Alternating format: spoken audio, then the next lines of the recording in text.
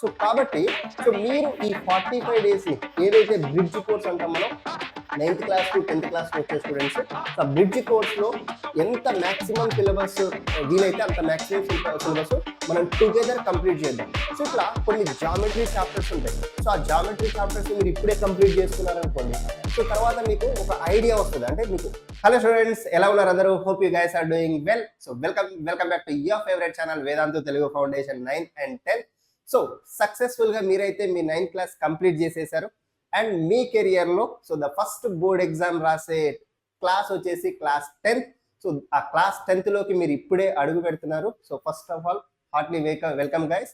So ఇప్పుడు మీరు class 10th వచ్చిన తర్వాత రావడానికంటే ముందు కూడా అసలు మీరు తీసుకోవాల్సిన ఇంపార్టెంట్ టిప్స్ ఏంటి, ఓకేనా? మీరు సబ్జెక్ట్స్ని ఎలా నేర్చుకోవాలి. సో ఇప్పటి వరకు అంటే అంతా మీ స్కూల్లోనే కరెక్షన్ అయిపోయింది, మీ స్కూల్లోనే నేర్చుకున్నారు, మీ టీచర్స్ కరెక్షన్ చేసేసారు, అయిపోయింది. బట్ 10th క్లాస్లో మీరు బోర్డ్ ఎగ్జామ్ రాయబోతున్నారు. సో ఈ బోర్డ్ ఎగ్జామ్ మీ టీచర్స్ కరెక్ట్ చేయరు, సో ఎక్స్టర్నల్ పైన కరెక్ట్ చేస్తారు. కాబట్టి సో మీరు అసలు ఎలా ప్రిపేర్ అవ్వాలి, ఇప్పటి నుంచే మీరు ప్రిపేర్ అయితే సో మీకు సిలబస్ అన్నది ఎర్లీగా కంప్లీట్ అవుతుంది అండ్ రివిజన్కి చాలా చాలా టైం దొరుకుతుంది అండ్ మీరు కాన్సెప్ట్ వైజ్గా కూడా చాలా మంచిగా నేర్చుకోవచ్చు. సో దానికోసం మనం ఈ రోజు వీడియోలో క్విక్గా ఒకసారి డిస్కస్ చేసుకుందాం. ఎస్పెషల్గా మీకు మ్యాథ్స్ సిలబస్ అండ్ ఫిజిక్స్ సిలబస్కి సంబంధించి అప్డేట్ కూడా నేను ఈ వీడియోలో ఇస్తాను. సో వీడియోని ఎండ్ వరకు చూడండి and share it with your friends. ఎవరైతే 10th క్లాస్లోకి వెళ్తున్నారో సో వాళ్ళందరూ కూడా ఒక్కసారి కామెంట్ బాక్స్లో కామెంట్ చేసేసేయండి, sir we're going to 10th class this year. So and ఎక్కడి నుంచో మీ డిస్ట్రిక్ట్ పేరు కూడా ఒకసారి మెన్షన్ చేయండి అన్న. సో ఇక సెషన్లోకి వెళ్తే first thing the early preparation అనేది మనకి చాలా చాలా ఇంపార్టెంట్. సో ఇక్కడ ద ఎర్లీ ప్రిపరేషన్ మీకు ఇప్పుడు ఆల్రెడీ 9th క్లాస్ అయిపోయింది. చాలా స్కూల్స్లో ప్రైవేట్ స్కూళ్ళలో అయితే మీకు 10th class syllabus already start చేసి ఉంటారు. బట్ మీ స్కూల్తో పాటు మీరు ఓన్ లెర్నింగ్ కూడా ఉందనుకోండి, సో మీకు ఇంకా అది చాలా చాలా యూజ్ అవుతుంది, ఓకేనా? సో ఈ నెక్స్ట్ 40 డేస్ టిల్ జూన్ మీకు మోస్ట్లీ హాలిడేస్ ఉంటాయి కదా, అంటే ఏప్రిల్ మిడ్ నుంచి మనకి హాలిడేస్ ఉంటాయి.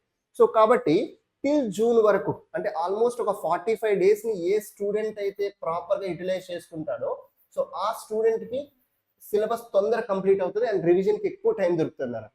అండ్ మీరు చెప్తే నమ్మరు, మీరు కావాలంటే ఒక సబ్జెక్ట్ మొత్తం కూడా ఈ 45 డేస్లో కంప్లీట్ చేసుకోవచ్చు, ఓకేనా? సో ఇప్పుడు మీకు కొన్ని చాప్టర్స్ ఉంటాయి, ఇప్పుడు ఫిజిక్స్లో కానివ్వండి లేకంటే మ్యాథ్స్లో కానివ్వండి, అవి మీకు ఇప్పుడే కొత్తగా ఇంట్రడ్యూస్ అవుతుంటాయి. ఇప్పుడు క్లాస్ 9th అయిపోయింది, ఇప్పటి వరకు మీరు నేర్చుకునే trigonometry, applications of trigonometry, so ఇలాంటి చాప్టర్స్ మీకు ఇప్పుడు క్లాస్ 10th కొత్తగా ఇంట్రడ్యూస్ అవుతాయి. మళ్ళీ ఇక్కడ నుంచి ఇంటర్మీడియట్లో ఉంటాయి. సో దాని తర్వాత మీరు బీటెక్ చేసినా కూడా దాని యూజ్ ఉంటుంది, ఒక సబ్జెక్ట్ కాబట్టి. సో ఇలాంటి చాప్టర్స్ మీరు ఇప్పుడు స్టార్టింగ్లో నేర్చుకుంటారు కాబట్టి వీటిని డీటెయిల్గా నేర్చుకోవాలి. సో దానికోసం మీరు ఈ పీరియడ్ని ప్రాపర్గా యూటిలైజ్ చేసుకోవాలి. 45 డేస్ పీరియడ్ కనుక ప్రాపర్గా యూటిలైజ్ చేసుకున్నారనుకోండి, సో ఇలాంటి చాప్టర్స్ని మీరు మాస్టర్ అవ్వచ్చు. అట్లనే మీకు స్టాటిస్టిక్స్ ఉంది. సో ఈ స్టాటిస్టిక్స్లో డిఫరెంట్ క్వశ్చన్స్, టేబులర్ కాలం బేస్డ్ క్వశ్చన్స్, సో మీకు ఎలా చేయాలో సో ఇప్పుడు నేర్చుకోవచ్చు నాన్న. సో అట్లా ద డిఫరెంట్ చాప్టర్స్, అట్లే ఫిజిక్స్కి సంబంధించి ఎలక్ట్రిక్ కరెంట్ కావచ్చు, లేదంటే లైట్ రిఫ్లెక్షన్ రిఫ్రాక్షన్ చాప్టర్ కావచ్చు. సో ఈ ఎలక్ట్రోమాగ్నెటిజం మీకు కంప్లీట్గా కొత్త చాప్టర్ వస్తుంది. So magnetic effects of electric current లేదంటే ఎలక్ట్రోమాగ్నెటిజం, సో ఇలాంటి చాప్టర్స్ అన్ని మీకు కొత్తగా వస్తుంటాయి. కాబట్టి మీకున్న సిలబస్ని మీరు ఈ 45 డేస్లో అట్లీస్ట్ ఒక 50% సిలబస్ని మీరు కంప్లీట్ చేయవచ్చు నాన్న. మ్యాథ్స్కి సంబంధించి మనం ఇప్పటి నుంచి క్లాసులు స్టార్ట్ చేస్తే అట్లీస్ట్ ఒక 50% సిలబస్ కంప్లీట్ చేసుకోవచ్చు. సో దీనివల్ల అడ్వాంటేజ్ ఏంటి అని అంటే మీకు, సో ఇప్పుడు మీ స్కూల్లో జూన్లో మళ్ళీ స్కూల్ స్టార్ట్ అయింది అనుకోండి, డెఫినెట్గా మళ్ళీ ఫస్ట్ నుంచి టీచ్ చేస్తారు కదా, they will start from scratch. ఎందుకంటే సో ఇప్పుడు కొత్త స్టూడెంట్స్ జాయిన్ అవ్వచ్చు మళ్ళీ మీ స్కూల్లో, వాళ్ళ కోసమైనా మళ్ళీ వాళ్ళు ఫస్ట్ నుంచి టీచ్ చేస్తారు. సో మీకు ఏమవుతుంది అంటే మీరు ఆల్రెడీ ఇప్పుడు ఒకసారి కంప్లీట్ చేశారు 50% సిలబస్. సో అప్పుడు మీకు ఇది రివిజన్ అవుతుంది, స్కూల్లో కంప్లీట్గా రివిజన్ అవుతుంది. అంటే మీరు అకాడమిక్ ఇయర్ స్టార్టింగ్లోనే రివిజన్కి వచ్చేసారు. కొన్ని చాప్టర్స్ ఏమో ఫ్రెష్గా నేర్చుకుంటారు. సో దీనివల్ల మీకు ఏమవుతుంది అంటే సబ్జెక్ట్ ఎక్కువ కాలం గుర్తుంటుంది అండ్ మీకు మోర్ ప్రాక్టీస్ అవుతుంది. సో ఎస్పెషల్గా మనకి ఇంపార్టెంట్ థింగ్ ఏంటంటే మ్యాథ్స్లో ద ప్రాక్టీస్ కదా, ఎన్నిసార్లు మీరు ప్రాక్టీస్ చేస్తే ఒక క్వశ్చన్ని సో మీకు అంత బాగా గుర్తుంటుంది అండ్ ఆ మోడల్ క్వశ్చన్స్ మీరు అంత ఈజీగా చేయగలుగుతారు. సో కాబట్టి సో మీరు ఈ 45 డేస్ని ఏదైతే బ్రిడ్జ్ కోర్స్ అంటాం మనం 9th క్లాస్ టు 10th క్లాస్కి వచ్చే స్టూడెంట్స్, సో ఆ బ్రిడ్జ్ కోర్స్లో ఎంత మ్యాక్సిమం సిలబస్ వీలైతే అంత మ్యాక్సిమం సిలబస్ మనం టుగెదర్ కంప్లీట్ చేద్దాం. సో మీరు ఒకసారి కామెంట్ బాక్స్లో మెన్షన్ చేయండి మీరు కనుక 10th క్లాస్కి వస్తున్నట్లయితే.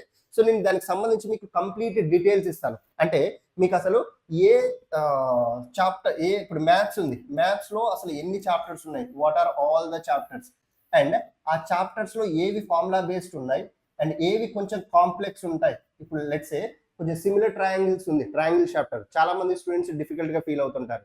సో అట్లే tangents and sequence to the circles ఉంది, సర్కిల్స్ చాప్టర్. సో దాన్ని కొంచెం చాలా మంది స్టూడెంట్స్ డిఫికల్ట్గా ఫీల్ అవుతుంటారు. సో ఇట్లా కొన్ని జామెట్రీ చాప్టర్స్ ఉంటాయి. సో ఆ జామెట్రీ చాప్టర్స్ మీరు ఇప్పుడే కంప్లీట్ చేసుకున్నారనుకోండి, సో తర్వాత మీకు ఒక ఐడియా వస్తుంది. అంటే మీకు ఫస్ట్ ఓవరాల్ సిలబస్ మీద ఒక ఐడియా వస్తుంది, ఓకేనా. దాని తర్వాత క్వశ్చన్ పేపర్ ప్యాటర్న్, అంటే టెక్స్ట్ బుక్ లో అసలు ఎలాంటి క్వశ్చన్స్ ఉన్నాయి అండ్ ప్రీవియస్ ఇయర్ లో దీనికి సంబంధించి క్వశ్చన్స్ ఎలా అడిగారు. సో ఇట్లా మీకు ఒక కంప్లీట్ ఐడియా అన్నది ఇప్పుడే వచ్చేస్తుంది, రైట్. సో అట్లనే మీరు ఇంకా ఎక్కువ టైము ప్రీవియస్ ఇయర్ క్వశ్చన్స్ మీద స్పెండ్ చేయవచ్చు.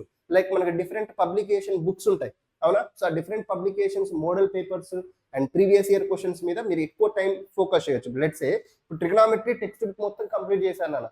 సో దాని తర్వాత ఏం చేస్తారు, ఆ చాప్టర్కి సంబంధించి ప్రీవియస్ ఇయర్ క్వశ్చన్స్ చేస్తారు. ఆ చాప్టర్కి సంబంధించి డిఫరెంట్ టెక్స్ట్ బుక్స్లో ఉన్న డిఫరెంట్ పబ్లికేషన్స్లో ఉన్న క్వశ్చన్స్ చేస్తారు.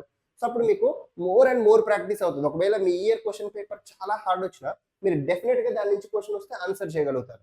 సో అది మీకు ఈ క్రాష్ కోర్స్ యొక్క బెనిఫిట్ అనమాట, ఓకేనా. ఇంకొకటి ఏంటంటే, so it boosts your confidence నాన్న. మెయిన్ థింగ్ ఏంటి అని అంటే, మీకు ఇప్పుడు పీర్ మెంబర్స్ ఉన్నారు మీ స్కూల్లో చాలా మంది స్టూడెంట్స్ ఉంటారు, అవునా. సో అమాంగ్ దెమ్ మీరు ఇప్పుడు ఒక యావరేజ్ స్టూడెంట్ అయినా సరే, మీరు ఒక 50 మెంబర్స్ 60 మెంబర్స్ ఉన్నారు మీ క్లాస్లో, మీరు ఇప్పుడు యావరేజ్ స్టూడెంట్ అయినా సరే సో మీరు టాపర్ అవ్వచ్చు. ఎట్లా అంటే, సో మీ కాన్ఫిడెన్స్ని బిల్డ్ చేసుకొని కాన్ఫిడెన్స్ని పెంచుకొని ఎట్లనన్నా అది, so completing the syllabus early ఇప్పుడే స్టార్ట్ చేశారనుకోండి, సో అప్పుడు మీకు ఒక కాన్ఫిడెన్స్ బిల్డ్ అవుతుంది. ఓహో నేను చేయగలుగుతాను ఈ చాప్టర్, సో ఇది పెద్ద డిఫికల్ట్ ఏం కాదు, ఫిజిక్స్లో ఈ చాప్టర్స్ ఏ ఉన్నాయి, సో నాకు రే డయాగ్రామ్స్ ఇలా డ్రా చేయాలి, ఓకేనా. సో అట్లా మ్యాథ్స్లో ట్రిగ్నామెట్రీ ఇలా సాల్వ్ చేయాలి, స్టాటిస్టిక్స్ ఇలా సాల్వ్ చేయాలి, జామెట్రీ క్వశ్చన్స్ ఇలా సాల్వ్ చేయాలి అంటే మీకు ఒక కంప్లీట్ ఐడియా, ఒక గ్రిప్ అన్నది వస్తుంది, ఓకేనా.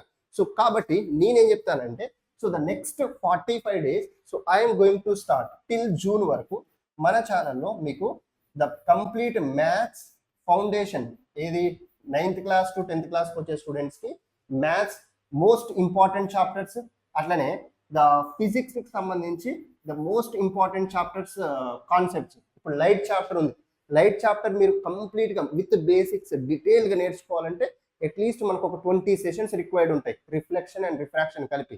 సో అండ్ దీంట్లో lens formula, mirrors formula, numericals ఉంటాయి. So different types of numericals మీరు ఎలా సాల్వ్ చేయాలి, ఈవెన్ మీరు ఒలింపియాడ్ ఎగ్జామ్స్ కానీ లేదంటే other competitive examinations class 10th attempt చేస్తే సో ఆ క్వశ్చన్స్ సాల్వ్ చేసే విధంగా కూడా మీరు ఇప్పుడు సబ్జెక్ట్ని నేర్చుకోవచ్చు, ఎందుకంటే మన దగ్గర ఇనఫ్ టైం ఉంది. అదే మీరు బోర్డ్ ఎగ్జామ్స్ ముందే ప్రిపేర్ అయ్యారనుకోండి, అప్పుడు ఓన్లీ ఇంపార్టెంట్ క్వశ్చన్సే ప్రిపేర్ అవ్వాల్సి వస్తుంది. ఇప్పుడైతే మీరు కంప్లీట్ కాన్సెప్ట్స్ నేర్చుకోవచ్చు. దానివల్ల మీకు ఫ్యూచర్లో ఇంటర్మీడియట్కి వెళ్ళిన తర్వాత సో కాన్సెప్ట్స్ బాగా స్ట్రాంగ్ ఉంటాయి, మీరు ఈజీగా సబ్జెక్ట్ని అర్థం చేసుకోగలుగుతారు, ఓకేనా. ఇవన్నీ కూడా మీకు ద బ్రిడ్జ్ కోర్స్ యొక్క బెనిఫిట్స్. సో ఇప్పుడు మీరు డిసైడ్ చేయండి మీరు ఎప్పటి నుంచి ఫ్రీగా ఉంటారు, సో అండ్ టైమింగ్స్ కూడా చెప్పండి, so that I will start the maths and physics. So comment బాక్స్లో మీరే మెన్షన్ చేయండి అండ్ మీ ఫ్రెండ్స్ అందరికి కూడా ఇన్ఫార్మ్ చేయండి అన్న, మన ఛానల్ని సబ్స్క్రైబ్ చేసుకోమని. సో ద నెక్స్ట్ మీకు future 10th class and intermediate the complete guidance మీకు మన ఛానల్లో ఉంటుంది. సో ఇప్పుడే సబ్స్క్రైబ్ చేసుకొని అండ్ మీ ఫ్రెండ్స్కి ఇన్ఫార్మ్ చేసేసేయండి. అండ్ మీకు ఎప్పటి నుంచి క్లాసెస్ కావాలో సరే కామెంట్ బాక్స్లో మీరే మెన్షన్ చేసేసేయండి, so that I will start as early as possible. So మీ డేట్స్ని బట్టి నేను క్లాసెస్ స్టార్ట్ చేస్తాను.